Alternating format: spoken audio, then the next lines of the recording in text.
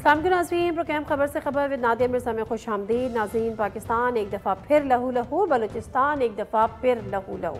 12 रबीउल अव्वल का ये दिन था और दिन है, और इस दिन की मुनासबत से दुनिया मुसलमान आलम इस्लाम अक़ीदत व एहतराम के साथ ये दिन मनाते हैं, उसको सेलिब्रेट करते हैं। लेकिन दूसरी तरफ आज पाकिस्तान में इंतहाई अफसोसनाक दिन, पाकिस्तान की तारीख का 3 दिन के शोक का ऐलान भी कर दिया गया।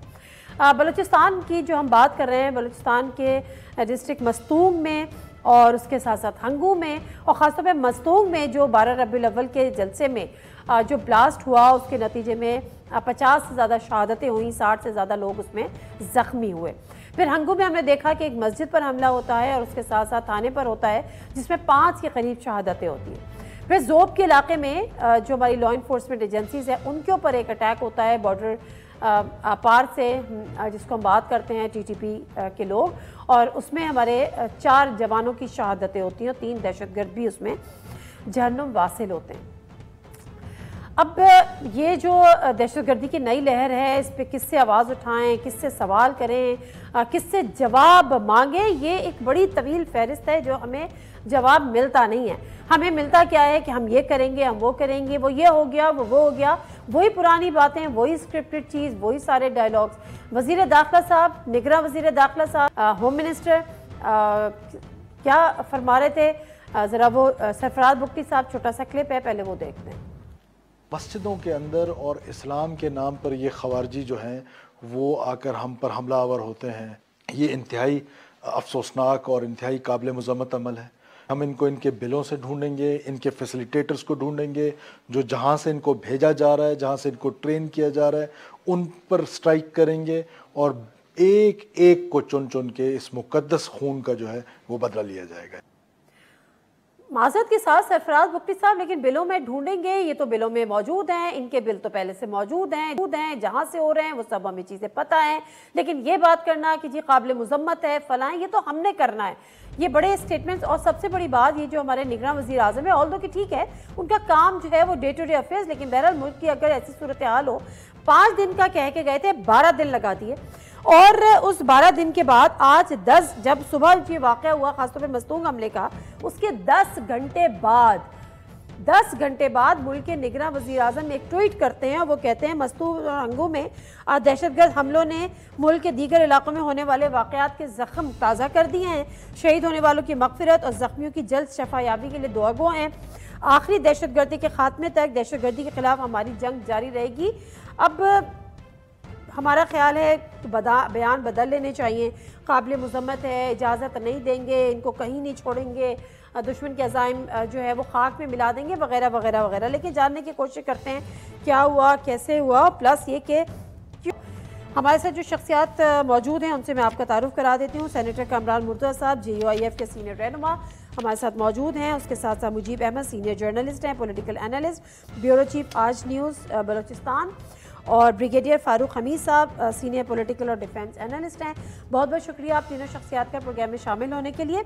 कामरान मुर्तज़ा साहब, आपसे इसलिए भी शुरू करना चाह रही हूँ क्योंकि हमने इससे पहले JUIF के एक जलसे में भी हमने हमला देखा, जिसमें हाफिज़ हमदुल्ला साहब जो हैं वो बाल बाल बच गए। वो मेरे प्रोग्राम में थे, कहते मुझे उसमें जाना था लेकिन मैं नहीं गया, और उसके बाद फिर हमने अटैक देखा और फिर हमने उनको ज़ख्मी देखा, और फिर ये दहशतगर्दी का जो सिलसिला ये एक तसलसल के साथ जारी है। कौन जिम्मेदार है, किससे सवाल पूछे, किसको जिम्मेदार ठहराएं? देखिए, ये सारा कुछ तो है, वो बाजोड़ वाले वाक़े में 84 लोग शहीद हुए थे और 200 के लगभग ज़ख्मी थे, और फिर अल्हम्दुलिल्लाह पे फिर दोबारा अटैक हुआ। अब वो पहले कल परसों तक जो है हॉस्पिटल में था, उसके बाद जो है ना वो अब घर पे पड़ा हुआ है। 10-12 लोग और उसके साथ ज़ख्मी हुए हैं।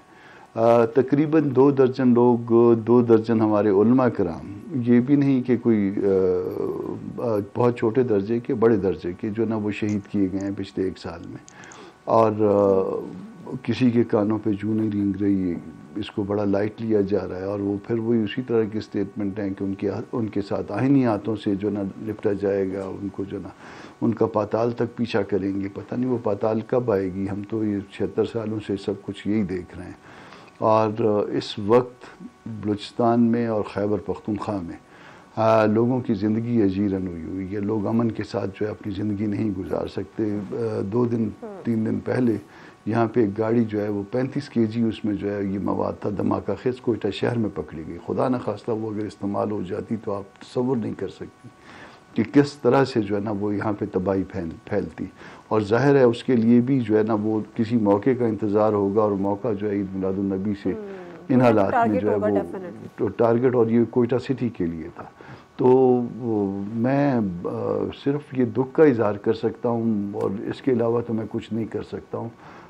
कम अज़ कम जो ताकत के हलके हैं उनको अगर ये बात समझ में आती है कि मामलात जिस तरह से वो सुलझाना चाहते हैं वो सुलझाने के तरीके नहीं हैं, तो शायद इस मुल्क की किस्मत कहीं किसी स्टेज पे बदल जाए। अगर नहीं सुलझाना चाहते और इसी तरह से जो है ना वो हैंडल करना चाहते हैं, फिर नहीं सुलझेंगे। फिर आप जो है ना हर रोज़ इसी तरह से वाक़यात का इंतज़ार करिए। कल एक, दूसरा दिन दूसरा, तीसरे दिन तीसरा, उसमें आप ख़ुद भी हो सकते हैं किसी स्टेज पे। बेशक बेशक। मैं ज़रा ब्रिगेडियर फ़ारूक हमीद साहब की तरफ जाऊंगी, मुझे मैं आपकी तरफ भी आती हूँ। फ़ारूक हमीद साहब, अब मामला ये है कि मुल्क के जो निगरान वज़ीर आज़म है वो 10 घंटे बाद एक ट्वीट करते हैं, बड़ी रिवायती सी ट्वीट करते हैं, अच्छा ये हो गया, अच्छा ये हो गया, हमें अफसोस है, फला फला फला। फिर जो होम मिनिस्टर जिनका खुद का निगरान वज़ीर आज़म का ताल्लुक बलोचिस्तान से, होम मिनिस्टर का ताल्लुक बलूचिस्तान से, और अब तो हमारे सुप्रीम कोर्ट के जो चीफ जस्टिस है उनका ताल्लुक भी बलूचिस्तान से। और जब ये सब हुआ और जब ये निगरान सेटअप आया तो ये बात भी आई कि जी बलूचिस्तान का एहसास महरूमी दूर होगा। ऐसे दूर होगा? काबिल मुजम्मत, हम छोड़ेंगे नहीं, हम बिलों तक जाएंगे। समझाएं ना क्या हो रहा है। पहला वाकया तो नहीं है, आखिरी एक बनाने की कोशिश कोई कर रहा है नहीं कर रहा, सिक्योरिटी लैब्स है, इंटेलिजेंस फेलियर है, कुछ नहीं पता चलता हमें। रॉ है तो रॉ कैसे आ जाती है? कहीं से तो आती है। बिस्मिल्लाह रहमान रहीम, बहुत शुक्रिया। पहले तो मैं ये कमेंट कर दूं कि आपकी बात सही है कि मुल्क के एक वजीर आज़म हो तो इतने दिन जो है अब मुल्क से बाहर नहीं रहना चाहिए। बेशक जो भी कंपल्शन 5 दिन का कह के गए थे, 12 दिन से बाहर है। But it's too long a time. मेरा ख्याल है हम नॉर्मली किसी और सरबराह मुमलिकत का इस तरह सुनते नहीं है कि इतनी देर वो मुल्क से बाहर रहे। खासकर पाकिस्तान में तो आजकल आप देख रहे हैं जो हालात हैं अपने इकोनॉमी के पॉइंट ऑफ व्यू से, ये तमाम चीज़ें। तो बहरहाल एनीवे चले, I am glad he is back. देखिए तो ठीक है, अच्छी बात है कि हमारे केयर टेकर प्राइम मिनिस्टर, हमारे interior minister from Balochistan, our chief justice also and even our chairman senate. लेकिन अब बात यह कि ये इस वक्त सारे मामला जो है वो तो हमारे जो मिलिट्री लीडरशिप है, हमारी सिविल और मिलिट्री एजेंसीज है, वो देख रहे हैं। और फौज जारी बात है डायरेक्टली इन्वॉल्व है, फ्रंटियर कोर्ट इन्वॉल्व है। तो I am sure the prime minister is fully on board कि क्या क्या ऑपरेशन हो रहे हैं। इसमें कोई शक नहीं है कि पिछले चंद हफ्तों में हमने इतने इंटेलिजेंस बेस्ड ऑपरेशन किए हैं जिसमें बड़ी तादाद में उनके लीडर, खबरें आती रही हैं, TTP के हों, BLA के हों, KP के अंदर और बलूचिस्तान में वो मारे गए हैं। इसमें और बल्कि उनके कई लीडर हैं जो कि बलूचिस्तान अफगानिस्तान में एक आपस में लड़ाई और वो तमाम वहाँ पे जो झगड़े हैं उसमें भी वो मारे गए। तो मेरा ख्याल है ये एक टिट फॉर टैट वाला मामला था और उन्होंने जो दिन चुना ईद मिलादुन का दिन, और एक वो भी जुलूस के ऊपर, फिर बाकी KP के अंदर हंगू में वगैरह। हमें ये बताया जाता है कि जी इंडिया करा रहा है, माजरत के साथ ब्रिगेडियर साहब, हमें ये बताया जाता है इंडिया करा रहा है, हमें ये बताया जाता है डॉलर्स देके करा रहा है। जी नहीं, देखिए बात तो बड़ी क्लियर है ना।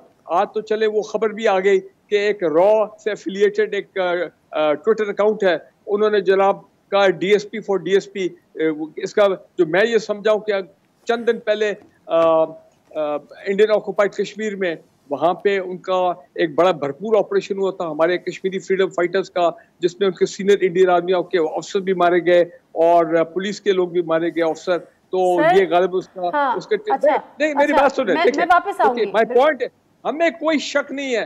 प्लीज 2-3 चीजें फंडामेंटल हमें समझ नहीं है। There is a collision of TTP, raw obviously supported by raw, TTP, Daesh और BLA जो अफगानिस्तान की सरजमीन से ऑपरेट कर रहे हैं। अभी आपने क्लियरली कहा कि हमारे इंटीरियर मिनिस्टर साहब ने कहा कि हमको स्ट्राइक करेंगे। जरूरत इस बात की है कि ये बार बार वहां से आते हैं और यहाँ पे आके हिट करते हैं हमारे निहत्ते अवाम को उनको डिमोरलाइज करते हैं, डिस्टेबलाइज करते हैं बलूचिस्तान को, सीपैक को डिस्टर्ब करने की कोशिश करते हैं और ऑफ कोर्स पाकिस्तान में ओवरऑल हमारी इकोनॉमी को हिट करते हैं। दुरुस्त है ना, दुरुस्त है, मुझे तो पता है कि वो करते हैं, आपको भी पता है ये करते हैं, लेकिन हम उनको करने कैसे देते हैं, वो अपने अज़ाइम में कामयाब कैसे हो जाते हैं? This is my question. जिसको आप रॉ का कोई पता नहीं ट्विटर अकाउंट कह रहे हैं, वो फ्रंटल फोर्स वो मेरे सामने खुला हुआ है, उसमें कहाँ लिखा है कि वो रॉ का है? वो तो एक current affair reporting on conflicts and current affairs, वो ये सिंपल सा एक अकाउंट है जिसमें से एक ने ट्वीट कर दिया और हमने सर तस्लीम खम कर दिया है। मैं ये नहीं कह रही कि उनका हाथ नहीं है, लेकिन मैं ये कह रही हूँ कि हम इस्तेमाल होते हैं, हमारे लोग इस्तेमाल होते हैं, वो पाकिस्तान की सरजमीन पे आके हमले करते हैं। बहरहाल जरा सर वापस अफगानिस्तान की सरजमीन भी है, हमारे लोकल फैसिलिटेटर्स वो भी इन्वॉल्व होते हैं, इसमें कोई शक वाली बात नहीं है, वो भी अपनी गठजोड़ है। लेकिन मैं कह रहा हूँ कि बिल्कुल इसका हल एक ही है कि आप उनको स्ट्राइक करें, उनके जो अक्रॉस द बॉर्डर हमारे पे इतनी टेक्नोलॉजी है कि पाकिस्तान के अंदर रहते हुए we can hit out at the sanctuaries and the bases, बिल्कुल होना चाहिए। ब्रिगेडियर साहब आप दुरुस्त फरमा रहे हैं, लेकिन इंटेलिजेंस रिपोर्ट्स भी होती हैं, होनी चाहिए। मैं जरा मुजीब के पास जाती हूँ। मुजीब साहब अस्सलाम वालेकुम, जरा मुझे समझा दीजिएगा कि ये जिस तेजी के साथ ये दहशतगर्दी अपना दोबारा से सर उठा रही है, मैं किसी से जवाब तलब नहीं करूँ? कैसे हो जाता है, क्यों हो जाता है, क्यों नहीं रोका जाता, या सिर्फ मैं कहूँ कि जी मैं मजम्मत करती हूँ और हम इससे निमट लेंगे? नादिया देखें, मस्तूंग में दहशतगर्दी की तारीख बड़ी तवील है, ये एक वाकया नहीं है, ये 2 दहाइयों पर मोहित है। आप 2003 से उठाए तो आपको पता लगेगा कि जो ईरान जाने वाले ज़ायरीन थी उनकी बसों पे खुद कुछ हमले होते थे मस्तूंग में। इसके बाद मुसलसल लोगों को गाड़ियों से उतार के मारा जाता रहा, मस्तूंग में ही होता रहा। इसके बाद मौलाना हैदरी पे खुद कुछ हमला हुआ जलसे पे, फिर उसके बाद हाफिज अब्दुल्ला पे हुआ, फिर दरिंगड़ में 2018 के इलेक्शन में सिराज रईसानी पे हुआ जिसमें 200 लोग शहीद हुए, वो भी यही वाकया था। यहाँ ये गढ़ है मस्तूंग और इसके गिरदोनवा काबो स्पलंजी, ये गढ़ है अलहदगी पसंदों का और मजहबी इंतहा पसंदों का, और ये वाज़ेह सबको पता है। इवन जो वज़ीर दाखिला हमारे हैं निगरान सरफराज बुख्ती, वो जानते हैं। अनवार काकड़ साहब निगरान वज़ीर आज़म है, वो यहाँ पे थे हुकूमत बलूचिस्तान के तर्जुमान, तो वो यही बातें करते थे कि मस्तूंग दहशतगर्दी का गढ़ है, सब यही कहते हैं गढ़ है। लेकिन इससे निमटने के लिए आज तक कुछ नहीं किया गया, कोई अमली कार्रवाई नहीं की गई। हमें पता है कि दाइश को सपोर्ट अफगानिस्तान और भारत से मिल रही है, दाइश की ये कार्रवाई है क्योंकि वो उसका गढ़ है। यहाँ पे लश्कर जंगवी हुआ करती थी कभी, वो अब डिसमेंटल होके वो दाइश की शक्ल इख्तियार कर गई। कलअज़म टीटीपी ने तो हाथ उठा दिए, उन्होंने कहा कि हमने कार्रवाई नहीं की। जाहिर है उन्होंने नहीं की तो फिर दाइश ही रह जाती है वहाँ पे जो इस तरह की कार्रवाई करती है, और इतना बीच के इन्होंने कार्रवाई की। जो मस्तूंग का वाकया हुआ वो सिक्योरिटी लैप्स भी है, बहुत बड़ा सिक्योरिटी लैप्स इस तरह है कि जब आपको पता था सिक्योरिटी थ्रेट्स थी, कोयटा में आपने मोबाइल सर्विस बंद कर दी लेकिन मस्तूंग में बंद नहीं की। आप ये जानते थे कि वहाँ पे सबसे ज़्यादा खतरा है, लेकिन आपने वहाँ पे मोबाइल सर्विस बंद नहीं की। वहाँ पे इस जो ईद मिलाद नबी का जुलूस था उसकी सिक्योरिटी के लिए 1 DSP 1 SHO और तकरीबन 25 पुलिस एहलकार आपने रखे थे हज़ारों लोगों की हिफाजत के लिए। वहाँ पे कोई वॉक थ्रू गेट नहीं थे, वहाँ पे और रोकने का कोई सिस्टम नहीं था। जुलूस में एक आदमी दाखिल होता है और जुलूस के कल्ब में पहुंच के वो खुद को उड़ा देता है। तो बहुत सारी चीजें देखने की जरूरत है। हम सिर्फ ये कह दें कि बाहर से फंडिंग हो रही है, हमें भी पता हो रही है, हवाला हुंडी का काम exactly this is my point. लेकिन मुझे बताया, आपने खुद से कहा कि आपने खुद कहा कि सिक्योरिटी थ्रेट था एंड एवरीथिंग।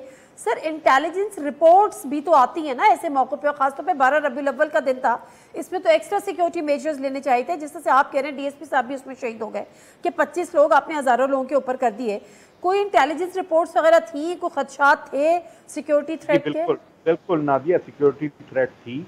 यहाँ पे बहुत ज़्यादा महसूस किया जा रहा था। 2 रोज़ कबल कोयटा में जो कामरान मुर्तज़ा साहब ने भी जिक्र किया कि गाड़ी पकड़ी गई, 35 किलो बारूद था। फिर एक और गाड़ी पकड़ी गई जिसमें क्लाशनकोफ़ें और गोलियां वगैरह बरामद हुई, लेकिन गिरफ्तारियां नहीं थी, ये पकड़ी गई थी। उसके बाद सिक्योरिटी हाई अलर्ट पे रखी गई, मोबाइल सर्विस बंद की गई और ये ख्याल रखा गया कि कोयटा में ना हो। लोगों ने इसी का फ़ायदा दहशतगर्दों ने उठाया कि आपने फोकस कोयटा को किया। ठीक है।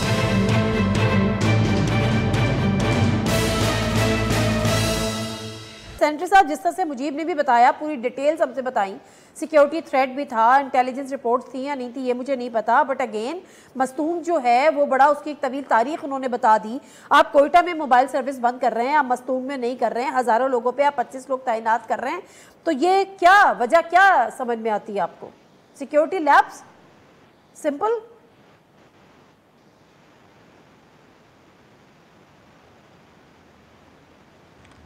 कामरा मुर्तज़ा साहब आपसे पूछ रही हूँ सर। जी मुझसे पूछ रही हैं? जी सर, आपसे देखिए ये बात तो मुझे तो ये भी समझ में नहीं आती कि जिन मुल्कों के ऊपर आप इल्ज़ाम लगा रहे हैं, क्या उनकी सिर्फ जो है ना वो, या जिन तंजीमों पे इल्ज़ाम लगा रहे हैं, तो वो उनको कोई दूसरा मुल्क शायद नज़र नहीं आता कि वो अपने बाकी दीगर हमसायों के साथ या किसी और जगहों पे अगर तंजीमों पे इल्ज़ाम है तो बाकी जो है वो कहीं और गड़बड़ करें, कहीं और अपना एजेंडा जो है ना उसकी तकमील के लिए जाए। तो उनको सिर्फ ये हमारा मुल्क क्यों नज़र आता है, इसकी वजूहात पे गौर होना चाहिए, और गौर वहाँ पे होना चाहिए जहाँ पे आपको कानून इजाज़त देता है, दस्तूर आपको कहता है। कभी वहाँ पे भी गौर हुआ है या नहीं हुआ जहाँ पे दस्तूर के मुताबिक इन चीज़ों पे गौर होना चाहिए। अगर ये फ़ैसले जो है ना वहाँ से मावरा होंगे तो फिर आपके मामलात, मैं फिर आपको ये फिर रिपीट कर रहा हूँ इस बात को, कि मामलात सेटल नहीं होंगे। आपने अगर मामलात सीधे करने हैं तो उसके लिए कोई जो है ना वो सोच को बदलना होगा, ताकत के मराकज़ को दस्तूर की मुताबिकत में लाना होगा। नहीं लाएंगे तो इस तरह से होता रहेगा। बात तो आपके यहाँ जो है ना वो कोई अदारा सिविल साइड पे काम करने के लिए भी तैयार नहीं है, और बाकी जो है ना आपने अपना निज़ाम देख लिया कि जहाँ पे जो है ना हर रोज़ जो है ना लोग शहीद हो रहे हैं, और हम उन शहदा को जो है ना उसके बाद जो है वो उनके लिए या खामोशी इख्तियार कर लेते हैं, या उनके लिए फातिया कर लेते हैं, या उनको इमदाद दे देते हैं, इस तरह से सर। हाँ, इस तरह से समझ के कि शायद उनके घर वाले जो है वो इस इंतज़ार में थे कि कब जो है ना ये हमारे प्यारे मारे जाएं, और ताकि हमको ये इमदाद मिले फौरी तौर पे। और उसके बाद जो है ना वो सदर साहब का और वज़ीर आज़म साहब का और बाकी जो है ना जो बड़े उहदेदार हैं उनकी स्टेटमेंट्स आएँ अफसोस के, और उसके बाद आइनी हाथों से निपटने के वगैरह वगैरह। तो इस तरह से अगर मामला ठीक होते तो 76 सालों में हो चुके होते। आपका जो है सब कुछ उसी तरह से चल रहा है जिस तरह से पहले दिन पाकिस्तान बनने के बाद से शुरू हुआ था, और वो उसमें आप नाकाम हैं आप मामलात को सुलझाने में। अच्छा ब्रिगेडियर साहब, would you like to respond? तो ज़रूर कीजिएगा। प्लस अब इलेक्शंस की आमद है, अल्लाह करे हो जाए, वक्त पे हो जाए। वक्त पे तो वैसे भी नहीं हो रहा है, जनवरी का लास्ट वीक है। अब ये जो हालात अगर इस तरह से हैं और इस तरह से दहशतगर्दी का जो दोबारा से एक नई वेव, किस तरह से हम निपटेंगे, किस तरह से हम इंतखाबात की तरफ जाएंगे, किस तरह से सूरत हाल से निपटेंगे? और अगर आप रिस्पॉन्ड करना चाहें कामरा मुर्तज़ा साहब या मुजीब को। देखिए, पहले तो मैं ये कहूँगा विद ऑल रिस्पेक्ट टू हमारे सेनेटर कामरान साहब, अपना पीडीएम की जो गवर्नमेंट थी, आप ये तो नहीं है कि आज फर्स्ट टाइम हुआ है या पिछले चंद हफ्तों में ये ऑपरेशन हुए हैं। हमारे इंटेलिजेंस बेस्ड ऑपरेशन भी हुए हैं, उनके हमले भी होते रहे, उनके लोगों को मारते रहे। आप देखें कि जनवरी के अंदर इस साल क्या हुआ था, फरवरी में, जब 100 पुलिसमैन जो हैं वो शहीद हुए थे अपना पेशावर में, वहां पे जो ब्लास्ट हुआ था। सो ये एक कंटिन्यूस वेव आ रही है, बीच में थोड़ा सा ब्रेक आती है, फिर उसके बाद एक जरा इंटेंसिटी बढ़ जाती है। बेसिक मसला क्या है? मसला मेरी नजर में है and lack of intelligence failure. ये चीजें नहीं है, सिक्योरिटी लैब्स नहीं है। वो तो जारी बात है, अगर 99 में जगह पे आप उनको रोकेंगे और एक जगह अगर वो निकलने में कामयाब हो जाते हैं तो जारी बात आप सिक्योरिटी लैब सीखेंगे। लेकिन मेरी नजर में अफगान गवर्नमेंट के साथ जो आपका मिसट्रस्ट है, और पीडीएम गवर्नमेंट के दौरान मैं देख रहा था कि कोई इतना बड़ा एफर्ट भी नहीं किया गया कि कैसे एंगेज किया जाए अफगान गवर्नमेंट को कि आपकी सरजमीन जो है वो पाकिस्तान के खिलाफ इस्तेमाल नहीं होनी चाहिए। मैं समझता हूं कि ये रिसेंटली जो पिछले 4 हफ्तों में, अब मैं जरा हट के बात कर रहा हूं, पिछले 4-5 हफ्तों में जो एक बड़ा माफिया, ये स्मगलर्स का माफिया, जो कमोडिटीज जारी थी बड़े पैमाने पर अफगानिस्तान में, अब हमने कहा 11 लाख इलीगल अफगान को भी वापस किया जाएगा अफगानिस्तान। हमने वो माफिया पे क्रैकडाउन किया, डॉलर वहां जाना काफी हद तक रुक गया है, और हालांकि हमारी इकोनॉमी जो है वो डिस्टर्ब हो रही थी।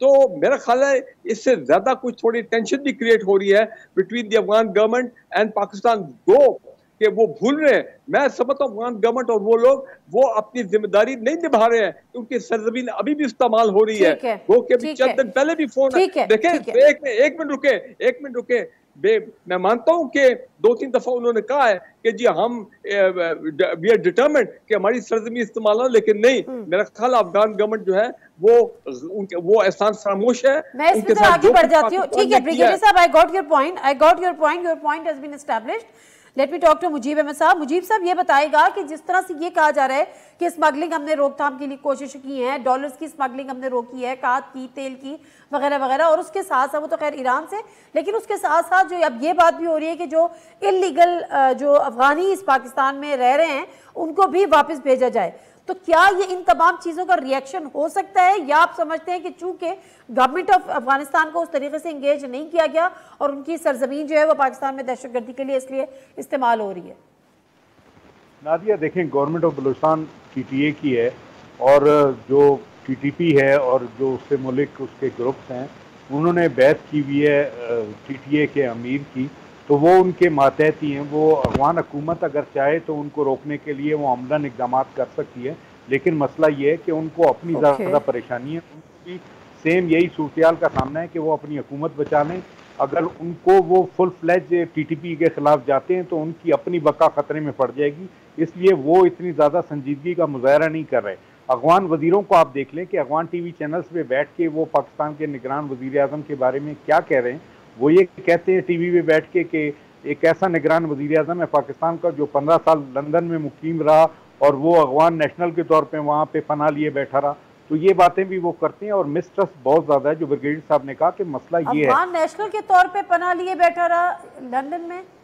जी, ये अफगान वज़ीर साहब की बात कर अनवारुल्लाह काका जी, उनके बारे में वो अफगान वज़ीर ये अफगान टेलीविजन पे कहते रहे, तो ये मिसट्रस्ट की इंतहा है। इसके अलावा अब जो गवर्नमेंट ऑफ पाकिस्तान ने फैसला किया कि हमने अफगान माजरीन को नहीं छोड़ना, यहाँ पे मजीद हम शुरू से कह रहे थे कि बलूचिस्तान में जो गड़बड़ हो रही है उसमें 70 to 80% इनका हाथ है। अगर इनको वापस आप कर दें, जो इनके कैंप्स हैं या उन तक महदूद कर दें तो हालात बेहतर होंगे, लेकिन नहीं हो रहे। अब स्मगलिंग रोकने के लिए इकदाम किए गए, तब भी मसले खड़े हुए, बॉर्डर्स पे मसले खड़े कि वापस जब भेजने का हुआ तो मामला एकदम तेज हो गया। जो बात ब्रिगेडियर साहब ने कही बिल्कुल सच है कि इस वक्त अगर हुकूमत पाकिस्तान को बात करनी है तो अफगान गवर्नमेंट से करनी है और खुल के करनी है कि आया वो इनको रोक सकते हैं या नहीं रोक सकते, और अगर हमने रोकना है तो फिर हमको और ज़्यादा सख्ती करनी पड़ेगी। सिर्फ इससे नहीं होगा कि हम मजम्मती बयान दे दें, हमको अमलन बॉर्डर सील करना होगा, उनके रास्ते बंद करने होंगे। अगर उनकी तरफ रसद नहीं जाएगी, हमारी तरफ लोग नहीं आएंगे, तभी मामला सीधे होंगे। बिल्कुल दुरुस्त कह रहे हैं आप सेनेटर साहब। कैमरा मुख्तार साहब, ब्रिगेडियर साहब ये भी तो कह रहे हैं ना, अभी तो चलो इनकी हुकूमत है नहीं है, बहरहाल मैं इस बहस में नहीं जाती, लेकिन जो पिछले आप लोगों की 16 माह की हुकूमत हुई, ना आप लोग स्मगलिंग बंद कर सके, ना आप लोग ईरान से तेल की स्मगलिंग बंद कर सके, ना आप लोग डॉलर की स्मगलिंग बंद कर सके, ना आप अफगान हुकूमत को इंगेज कर सके, तो ये जिम्मेदारी आपके ऊपर, आपके कांधों से हटाई तो नहीं जा सकती। ये तो चलो जुम्मा 8 दिन हुए आए हुए, इनको 8 दिन भी नहीं हुए।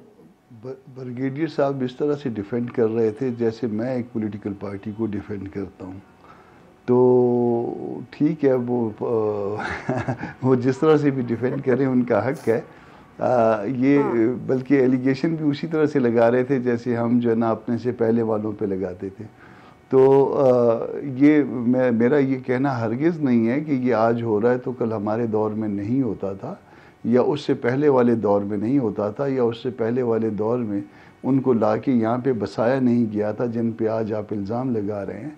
ये और उसमें जो है वो ज़ाहिर है कि वो ख़ुद अकेले जो है ना वो पार्टी भी शायद इस काबिल नहीं थी कि वो लाके उनको बसा पाती। तो ये सारा कुछ है। मेरा कहना कुछ और है। मेरा कहना ये है कि ये जो 75-76 साल की पॉलिसियाँ हैं उसमें चाहे हम रहे हैं चाहे कोई और दोस्त रहा है, उनमें वो सारी गलतियों का शाहकार हैं, और वो गलतियों का शाहकार इसलिए हैं कि वो वजूहात जो है वो हम दूर नहीं कर रहे, हम बिल्कुल उन्हीं पॉलिसियों पे चलते हैं। गवर्नमेंट जिसकी भी थी, इक़्तिदार जिसका भी था, हम उन गलतियों को दूर नहीं कर पा रहे जो गलतियाँ मौजूद हैं। क्यों नहीं कर पा रहे? 16 माह में आप क्यों नहीं कर पाए? क्या मैं आपसे सवाल कर सकती हूँ? क्या आप छोड़ दें सबको, आप क्यों नहीं कर पाए? आज मुझे बताए ना, आवाम को बताइए। 16 माह में ये आप अगर आप सुनना चाहती हैं तो फिर ये क्या ये मामलात जो कि दूसरे मुल्कों से स्पेशली अफ़गान पॉलिसी आपकी होती है या इंडियन के साथ जो पॉलिसी होती है, क्या ये सियासी हुकूमतों के बस की बात होती है? ये बात आप भी जानती हैं। ये अगर आप लोग कह देते हैं तो फिर आप लोग हुकूमतें ना लिया करें। अगर आप लोगों के बस की बातें नहीं होती, यकीनन नहीं लेनी चाहिए। और हम उस वक्त भी ये कहते थे, JUI का ये मौक़िफ़ था कि हुकूमत न ली जाए। हुकूमत उस वक्त उनको जो है जिसको डिसलॉज करना था कर लिया, उसके बाद इलेक्शन में चला जाए, यही हमारा मौक़िफ़ था। कमज़ोर हुकूमतें लेने के नुकसानात होते हैं, वो नुकसानात भुगते जा रहे हैं। जी मैं एक बात कहना चाहता हूँ, उसमें नहीं निकल सकते आप एक निज़ाम का हिस्सा होते हैं। ये बड़ा आसान हो जाता है कि आप कह दें कि आप निकल जाते, मगर आप जो है ना वो किसी जो है ना बड़े मकसद के लिए आपको छोटे मकासद पे बाज़ औक़ात कॉम्प्रोमाइज़ करने पड़ते हैं। और सर ये पिप्स जो थिंक टैंक है 31 मई की उसकी एक रिपोर्ट है, उसमें कहा कि terror attacks increase by 73% in Pakistan since Taliban take over. यानी अफगानिस्तान में तालिबान ने टेक ओवर किया, 73% हमारे यहाँ जो है वो टेररिज्म जो है वो बढ़ गई। ब्रिगेडियर साहब आप कुछ कह रहे हैं, इस पर कुछ ऐड करना चाहेंगे? टाइम कम है। देखिए मैं ये कहना चाहता हूँ, गेन विद ऑल रिस्पेक्ट जो हमारे कामरान साहब फरमा रहे हैं, हमारे जो साबिक फॉरेन मिनिस्टर थे PDM की गवर्नमेंट में, with all respect to Bilawal Zardari, उन्होंने 40-50 से ज़्यादा शायद फॉरेन ट्रिप किए थे। हम उस वक्त भी कहते थे कि खुदारा आप अफगान गवर्नमेंट को इंगेज करें। और मुझे if I am not wrong, जो मिनिस्टर ऑफ स्टेट थी हिना रबानी खर साहिबा, वो गई और काबुल में जाके उन्होंने इंगेज करने की कोशिश की। It was a total flop. Bilawal साहब को जाना चाहिए था अपना अफगानिस्तान, एक दफा नहीं 3 दफा। कामरान मुर्तज़ा साहब कह रहे हैं कि ये तो सियासी हुकूमतों के हाथ में ही नहीं होते ये फैसले। नहीं नहीं ये गलत है। देखे ना ये बात भी गलत है। मैं इनको डिफेंड कर रहा हूँ इन द सेंस कि ये पॉलिटिकल और मिलिट्री लीडरशिप जो है, हमारी अस्करी सिविल क़यादत, ये इनका कलेक्टिव फैसला है। इनके ये अफगान पॉलिसी हो, इंडियन पॉलिसी हो, फिर पार्लियामेंट भी ठीक है। मेरा टाइम बिल्कुल खत्म हो गया। मुजीब से मुझे लास्ट कमेंट देने दें। मुजीब साहब PDM की हुकूमत ने जो एंगेजमेंट्स की, हिना रबानी खर साहिबा को भेजा, वो कोई फ्रूटफुल थी? नताइज रिजल्ट ओरिएंटेड थे वो? जब से TTA की गवर्नमेंट तालिबान की अफगानिस्तान में बनी है, हमने कोई संजीदा इंगेजमेंट की ही नहीं उनके साथ, क्योंकि मुसलसल वाक़यात हो रहे हैं। और हम हर दफ़ा ये कहते हैं कि अफगान हुकूमत रोके, कलअज़म जो अलहदगी पसंद तंजीमें हैं वो ऑपरेट कर रही हैं अफगानिस्तान से, TTP कर रही है, दाइश कर रही है, तमाम लोग कर रहे हैं, लेकिन अमलन कुछ नहीं हुआ। वो चाहे PTI की गवर्नमेंट थी या फिर PDM की थी या अब ये निगरान है, अमलन इन्होंने कुछ नहीं किया। जो सीरियस एंगेजमेंट होनी चाहिए, मामले को संजीदगी से लेना चाहिए था, उस तरह लिया ही नहीं गया। अगर पहले कर लिया गया होता मामला, लिया ही नहीं गया। Thank you very much. ठीक है, बहुत शुक्रिया मुजीब साहब आपका, कामरान मुर्तज़ा साहब आपका भी, और ब्रिगेडियर साहब फारूक अमीर साहब आपका भी बहुत बहुत शुक्रिया। मैं किसके हाथ पे अपना लहू तलाश करूं, ये सवाल हर दहशतगर्दी के वाक़े के बाद हम करते हैं, और उसके बाद हमें खातिर ख्वाह जवाब भी नहीं मिलते, और हम अगले धमाके का, अगले दहशतगर्दी के वाक़े का इंतज़ार करते हैं। फिर वही हम स्क्रिप्टेड बातें करते हैं, वही स्क्रिप्टेड हम बयानात सुनते हैं। अगर सियासी हुकूमतों के हाथ में कुछ नहीं है तो फिर सियासी हुकूमतों के आने का मकसद भी हमारे सामने तो फिर वो सर्व नहीं होता। अगर वो पिछली हुकूमतें थी और अगर मामलात उससे कहीं हैं, जिस तरह से कामरान मुर्तज़ा साहब एडमिट कर रहे हैं कि सियासी हुकूमतों के हाथ में नहीं होता, कोई और करता है, तो फिर अगर कोई और करता है तो फिर आपका जवाब नहीं बनता। प्रोग्राम से मुख्तसर सा ब्रेक लूँगी, और ब्रेक से वापस आऊँगी तो पीपल्स पार्टी के सीनियर रहनुमा, farmer opposition leader Khurshid Shah साहब हमारे साथ होंगे।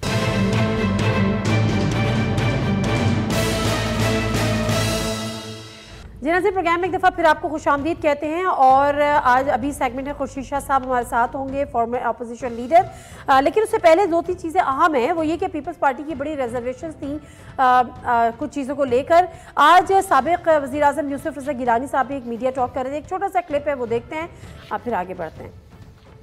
मुझे कोई शक नहीं है कि वो जनवरी के आखिरी हफ्ते में इलेक्शन नहीं होंगे। जहाँ तक मियां नवाज शरीफ साहब की आमद का है ताल्लुक, हम उनको वेलकम करते हैं, वो आएँ और सियासत में हिस्सा लें। हमें कोई गिला शिकवा नहीं है। लेवल प्लेइंग फील्ड का जिक्र किया है उन्होंने। उनका मकसद ये था कि यहाँ न्यूट्रलिटी नज़र आनी चाहिए। नैब के केसेस चलते रहेंगे तो हम वेलकम करते हैं कि उनको मेरिट पे फैसले होने चाहिए। जो यूसुफ रज़ा गिलानी साहब का कहना यह था कि न्यूट्रलिटी होनी चाहिए और अगर नैब के केसेस खुल गए हैं तो इसका मतलब है कि लेवल प्लेइंग फील्ड ही मिल गई है। तो अब पीपल्स पार्टी को इस हवाले से बड़े खदशात भी थे, तहफ़्फ़ुज़ात भी थे। खुर्शीद शाह साहब हमारे साथ हैं, उनसे हम बात करते हैं। अस्सलाम वालेकुम खुर्शीद शाह साहब। खुर्शीद शाह साहब, बहुत सारी चीज़ों पे बात करनी है। एहतसाब हो रहा है, इंतखाबात हो रहे हैं, सियासत हो रही है, लेकिन उसके अलावा 12 रबीउल अव्वल और आज का दिन हम पूरी मुसलमान कौम जो है अक़ीदत और एहतराम से उसको मनाती है। लेकिन आज ही के दिन जो बलूचिस्तान को जिस तरह से खून में नहलाया, मस्तूंग हो, हंगू हो, ज़ोब हो, मस्तूंग में 52 से ज़्यादा शहादतें हो गई, हंगू में 4 से ज़्यादा शहादतें मस्जिद पे। सर, ये जो दहशत गर्दी की बढ़ती हुई लहर है, ये एक दफ़ा फिर क्या अवामिल क्या हैं? कंट्रोल नहीं हुआ, रिपोर्ट्स नहीं थी, क्या वजूहात क्या हो सकती हैं आपकी नज़र में? सबसे पहले तो मैं ईद मिलादुन्नबी के मौके पे सारे मुसलमान भाइयों को मुबारकबाद देता हूँ और जो शहादतें हुई हैं उनके लवाकिन से ताज़ियत करता हूँ और अल्लाह रब्बुल इज़्ज़त से दुआ करता हूँ कि पाकिस्तान को एक पुरअमन रियासत बनाए, दहशतगर्दी से हमें जो है वो निजात मिल जाए। असल में दहशतगर्दी इस मुल्क में होती है और ख़त्म हो जाती है, फिर होती है, ख़त्म हो जाती है, कोई ना कोई बहाना आ जाता है। दहशतगर्दी हमारे लिए बहुत माजी में मसला रहा है और आज भी है। ये दहशतगर्दी तब शुरू हुई जब 81 में हमने अफ़गानिस्तान की वार में जंप दिया और उस दिन से लेके आज तक हम, मेरी रियासत, मेरा मुल्क इस दहशतगर्दी का सामना कर रहा है। असल में हमारे जवान उन्होंने शहादतें पाई हैं। तकरीबन आज तक 80 से 85 हज़ार लोग शहीद हुए हैं, सिविल, मिलिट्री, अवाम। तो दुआ करते हैं कि इनसे मुकाबला करेंगे। सब्र से नहीं बैठना चाहिए, खौफज़दा नहीं होना चाहिए, हमें मुकाबला करना है और ये मुकाबला मुल्क की इलेक्टेड पार्लियामेंट, सॉवरेन पार्लियामेंट ही कर सकती है, बाकी कोई नहीं कर सकता। ये केयरटेकर का आपकी बात तो फायदा बिल्कुल दुरुस्त है। हाँ, अच्छा, दुरुस्त फरमा रहे हैं आप, लेकिन दूसरी तरफ सॉरी आप सर बात कंप्लीट कर लें। नहीं, मेरी बात यही है कि जल्द व जल्द इंतखाबात कराए जाए, एक इलेक्टेड सॉवरेन पार्लियामेंट आ जाए जो हर अदारे के ऊपर अपनी छतरी रखे और फैसले करने में कोई कोताही नहीं बरते। ये समझ लो कि वो पार्लियामेंट आवाम की तरफ से फैसला करेगी। तो इसमें जितनी जल्दी हो सके हमें करना चाहिए यही कि इलेक्शन हो जाए और फैसला, हमें डरे नहीं, खौफज़दा नहीं हो। हमें लड़ना है तो लड़ेंगे। कहना बड़ा आसान है मगर लड़ना पड़ेगा, इसके अलावा बिल्कुल दुरुस्त फरमा रहे हैं, दुरुस्त। लेकिन खुर्शीद शाह साहब, मुझे जब खैबर पख्तूनख्वा के और पंजाब के इलेक्शन की बात हुई थी असेंबली डिसॉल्व होने के बाद, तो फिर ये हुआ था कि सिक्योरिटी के हालात, दहशतगर्दी के हालात अभी इजाज़त नहीं देते कि कोई इलेक्शन कराएं। आपको लगता है ये जो दहशतगर्दी की नई लहर है और अल्लाह करे आने वाले वक्तों में हम भरपूर तरीके से इसका मुकाबला करें, इसको जितना कम से कम या ख़त्म करें, लेकिन इससे आने वाले इलेक्शंस अल्लाह ना करे लेकिन कहीं ना कहीं इफेक्ट हो सकते हैं? लेकिन आलिया, मसला ये है कि इस मुल्क में सबसे बड़ी दहशतगर्दी उस वक्त हुई थी जब मोहतरमा बेनज़ीर भुट्टो के ऊपर हमला हुआ था और 150 जवान शहीद हो गए थे। आखिरकार मोहतरमा को भी शहीद कर दिया गया। मगर हम लोगों ने, सियासतदानों ने कहा कि इलेक्शन होने चाहिए और इलेक्शन हुई और जब हम आए, सर 1 महीना डिले हुई थी। हाँ, 1 महीना डिले, कोई मसला नहीं है, अभी भी डिले ही हो रही है ना, 90 डेज के बजाय आगे बढ़ रहे हैं ना। तो उस वक्त जब हम आए तो हमें, आपको याद होगा, कहा गया कि इस्लामाबाद के पहाड़ों के पीछे तालिबान आ गए और हमने मुकाबला किया। सवात से जो लोग शिफ्ट होके आए उनको सेटल्ड किया, लड़े, समाज से दहशतगर्दी ख़त्म करवाई। तो ये सियासतदान ही कर सकते हैं। सियासतदानों में क़ुव्वत फ़ैसला बड़ी ज़्यादा से ज़्यादा ताकत रखता है वो फैसला उनका। तो मेरे ख्याल में इलेक्शन पोस्टपोन नहीं होगी, हमें इनका मुकाबला करना चाहिए। अगर इलेक्शन पोस्टपोन की तो दुश्मन को ये मौका मिल जाएगा कि ये डर गए हैं, ये खौफज़दा हो गए। हमें एग्रेसिवली फिर अटैक करना चाहिए। सर सेक्रेट में आज क्या हुआ है? ये जो बड़ा शोर था जी, कच्चे के इलाके में ऑपरेशन होगा, सिस्टम के खिलाफ ऑपरेशन होगा, फौज की मदद ली जाएगी, रेंजर्स वहाँ पर मौजूद थे और मारा क्या निहत्ते देहाती, मामला क्या था सर? ये मुझे अभी तक इसका पूरा इल्म नहीं है, क्योंकि हमारे MNA हैं उस एरिया के गुलाम मुस्तफ़ा शाह साहब, वो आज दोपहर को गए हैं। तो मैं रात को उनसे बात करूंगा, पूछूंगा। जहाँ तक उसको कोई बता रहा था, टेलीफोन कर रहे थे कि कोई गांव था, उसमें दोपहर के टाइम पे पुलिस और रेंजर्स गई है, वहाँ गांव वाले बाहर निकल आए, मुकाबला हो गया। क्या था, घर में घुसे थे, नहीं घुसे थे, क्यों गए थे, कैसे गए थे, क्या वजह थी, ये अभी तक नहीं। चले ठीक है, इस पे मुख्तसर सी बात की है जो हमारे केयरटेकर चीफ मिनिस्टर सिंध हैं, जरा कोई सर वो सुन लेते हैं। वाक़यात हो जाते हैं, बदकिस्मती से कोशिश कर रहे हैं कि ये भी ना हो पाए। इंक्वायरी इसमें हमने ऑर्डर कर दी है और उसमें हाई पावर्ड इंक्वायरी कमीशन है, वो इंक्वायरी करेगा और 4 दिन के अंदर मुकम्मल तफसीली रिपोर्ट दे देगा। केयरटेकर जो चीफ मिनिस्टर है, उनकी इस बात से तो लगता है कि ये जो वाक़या हुआ है, जो वहाँ के जो लोग लोकल्स कह रहे हैं, उनमें सदाकत है कि जो ये निहत्ते शहरी थे। बट एनीवेज इंक्वायरी होगी, कोई रिपोर्ट आएगी तो हम देखेंगे। सर इंतखाबात जी, कहूँगा कि हमारे चीफ मिनिस्टर जो हैं सिंध के, बड़े कॉम्पिटेंट और ऑनेस्ट और डेडिकेटेड बंदा है। अपने जो उसका जॉब है, वो डेडिकेशन तक वो आगे जाते हैं बड़ी हिम्मत के साथ। तो मुझे उम्मीद है कि वो जल्द ही इंक्वायरी करके आवाम के आगे पेश करेगा, जो भी उसमें मुलवस होगा उसको सज़ा फिर दी जाए इंशाअल्लाह ताला, अल्लाह करे ऐसी हो। सर खुर्शीद शाह साहब, सियासत भी हो रही है, इंतखाबी तैयारियां भी हो रही हैं इंतखाबात की, और उसके साथ साथ एहतसाब की भी बात हो रही है। आज यूसुफ रज़ा गिलानी साहब ने भी जो है को एक मीडिया टॉक की, उन्होंने कहा कि जब एहतसाब, क्योंकि आप लोगों को बड़ा शिकवा था ना कि लेवल प्लेइंग फील्ड नहीं मिल रही, आज वो कह रहे थे कि अब चूंकि नैब के केसेस दोबारा खुल गए और सारे ही केसेस दोबारा खुल गए, तो फिर जो महमूद अयाज है वो सब एक सफ में खड़े हो गए। यानी अब आपको ये इत्मीनान है चूंकि सबके केसेस खुल गए हैं, उसमें चाहे पीपल्स पार्टी हो, चाहे नून लीग हो, चाहे दीगर जमातें हो। तो हम नैब को सही माना में एक अदारा नहीं समझते। इससे हमने आंखों से देखा है, पर्सनली देखा है कि नैब जिसको एक्सेस करना हो, मरोड़ना हो, नैब इस्तेमाल होती है वहाँ पे। ये माजी में हमने देखा है। अब क्या होगा, नवाज शरीफ आ रहा है, मैंने सुना है, मैंने खुद नहीं सुना, मुझे किसी ने बताया कि प्राइम मिनिस्टर ने भी आज ये कहा है कि नवाज शरीफ आएंगे तो पहले गिरफ़्तार होंगे। तो मेरे लिए ये तशवीश की बात है कि मियाँ साहब बेचारे आ रहे हैं बीमारी के बाद, और आते ही गिरफ़्तार हो जाए तो उसकी अपनी हुकूमत में, क्योंकि वफाक में नवाज शरीफ की नून लीग की हुकूमत में मौजूद है लोग, तो उसके दौर में गिरफ़्तार हो जाए तो ये बेहतर नहीं होगा।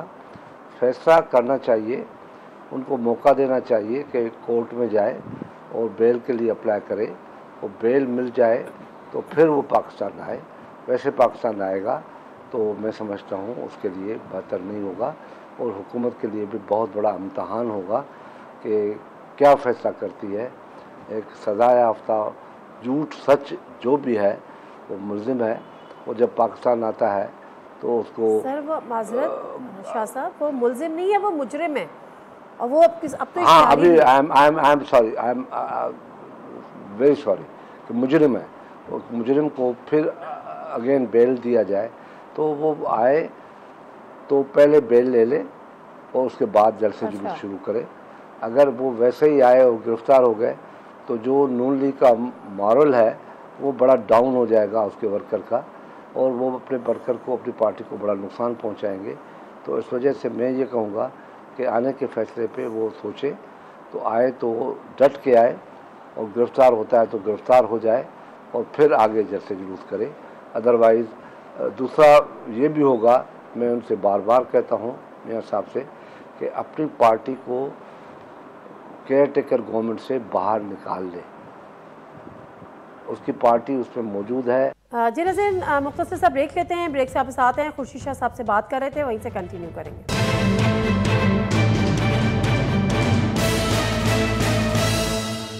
प्रोग्राम में एक दफ़ा फिर आपको खुशामदीद की तरफ इशारा है आपका। केयर टेकर गवर्नमेंट तो हम एक न्यूट्रल सेटअप होता है, इसमें नून लीग कहाँ से आ गई? नादिया, आपको पता है, इसलिए मुझसे आप ये सवाल कर रही है क्योंकि उसमें अहद चीमा हमारे क्या थे, एडवाइज़र थे। अब वो एस्टेब्लिशमेंट डिवीजन के मिनिस्टर हैं। और फवाद हुसैन फवाद कौन है?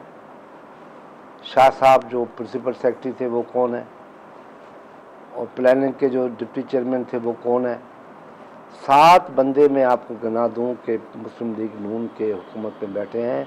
उस दरमियान अगर मियाँ साहब को गिरफ़्तार किया गया तो बहुत ही गलत होगा और उसकी पार्टी के लिए बड़ा नुकसान होगा कि उनकी हुकूमत के होते हुए वो गिरफ़्तार हुए हैं और वो उसको बचा नहीं सके। अगर वो आना चाहते हैं तो एक तो जो पहले मैंने कहा, दूसरा ये है कि अपने 7 बंदों को हुकूमत से बाहर निकाले और फिर लेवल प्लेन फील्ड पे आके इलेक्शन की कैंपेन शुरू करें।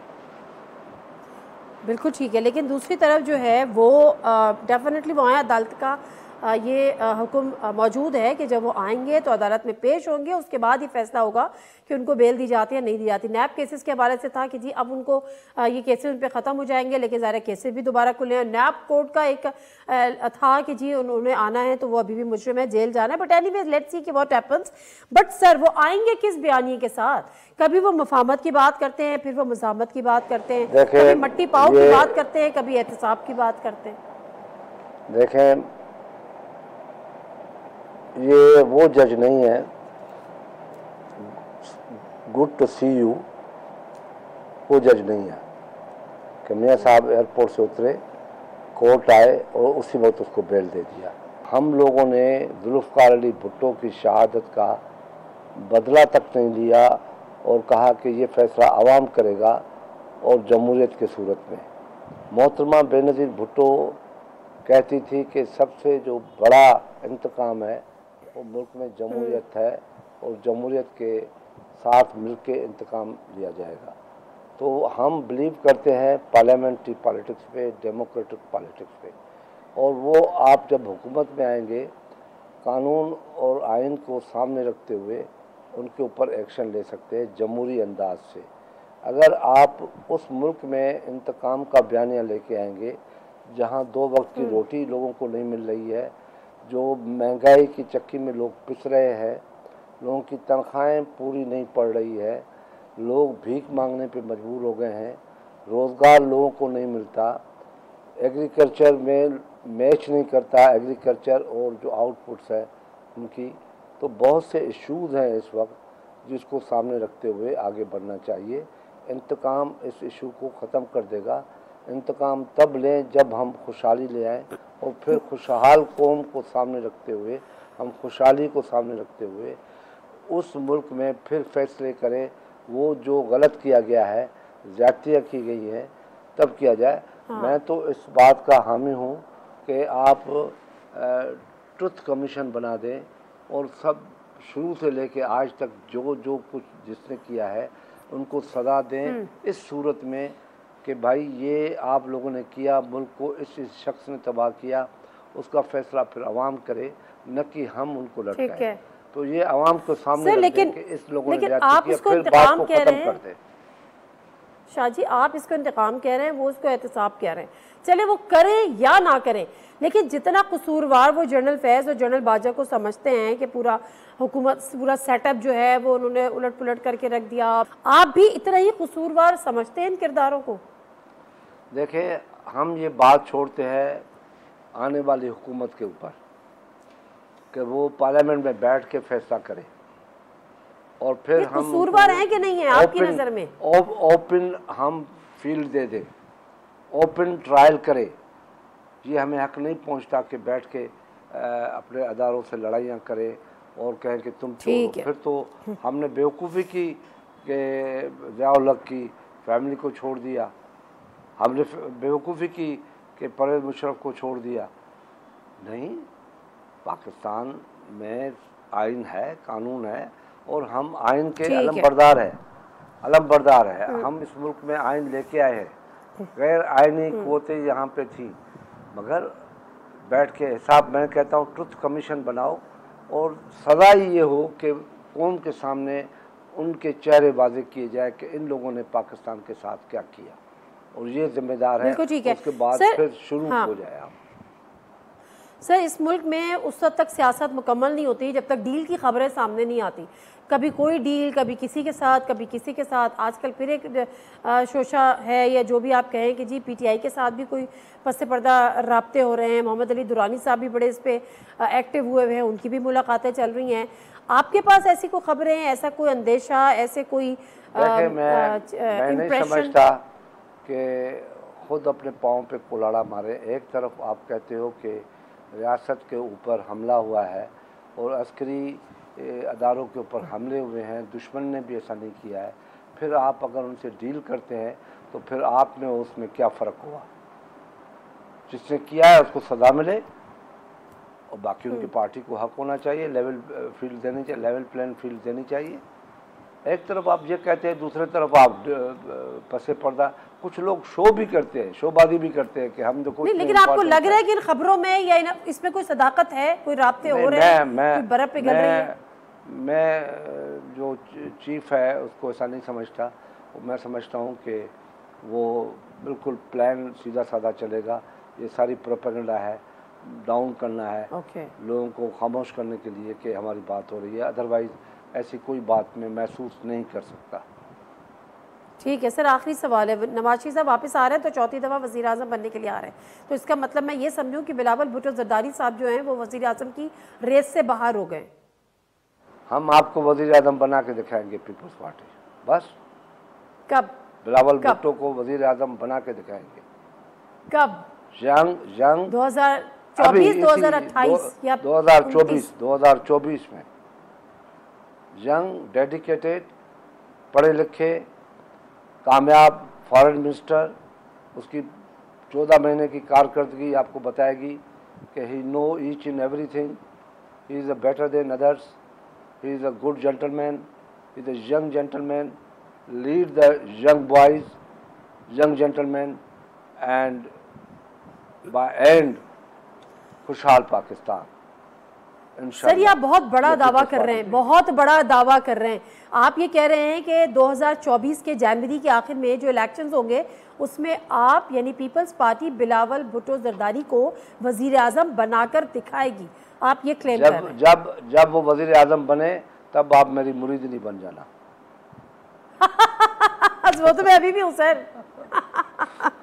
मैं पीर नहीं हूँ, पीर हूँ। सर, अब पीरनी के नाम से थोड़ा सा डर लगता है। नहीं, तो इस बात को हम यहीं पे खत्म करते हैं। सैयद हूं मैं, इसलिए ये बात कर रहा हूँ। जी, बिल्कुल बिल्कुल सही। थैंक यू जी शाजी साहब, बहुत शुक्रिया आपका। खुर्शीद शाह साहब से बात कर रहे थे और मशवरा ये दे रहे थे नवाज शरीफ साहब को कि वो आएँ तो ज़रा तहम्मुल के साथ आएँ, कोई ऐसा इंतकाम का या एहतसाब का बयानिया लेकर ना आएँ कि उनके लिए मुश्किलात खड़ी हों। और प्लस एक बहुत बड़ा दावा, जो क्लिप मैंने अगले वक्तों के लिए संभाल के भी रखना है, कि 2024 के जनवरी में आखिर में जब इलेक्शंस होंगे तो वज़ीर आज़म बिलावल भुट्टो ज़रदारी साहब को पीपल्स पार्टी बना के दिखाएगी। प्रोग्राम से दीजिए नादिर मिर्ज़ा को इजाज़त। अल्लाह हाफ़िज़।